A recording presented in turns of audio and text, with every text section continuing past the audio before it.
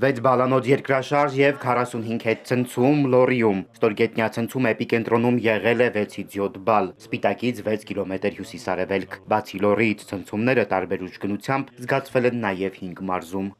45 հետ ցնցման մեջ մեկի ուներ 3.2 մագնիտուդ, որը զգացվել է մի քանի բնակավայրում, 2-3 բալ ուժգնությամբ։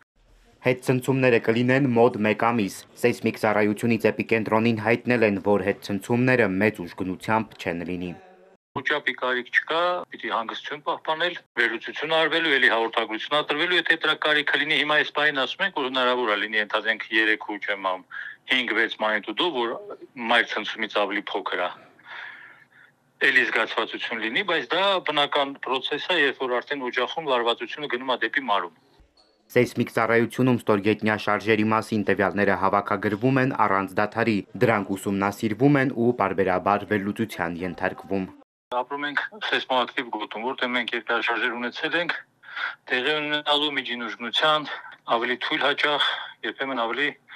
ուժեղ։ Երկրաշարժի հետևանքով Շիրակում եղել են փլվածքներ։ Ներքին գործերի նախարարությունը հայտնում է, որ Գյումրիում փլվել է վթարային տան երկշերտ պատի արտաքին շերտը, մոտ 2 քառակուսի մետր։ Արթիկում էլ շենքերից մեկի 5-րդ հարկից 2 քար է ընկել։ Փրկարարները նույն շենքից հեռացրել են ևս 2 թուլացած քար։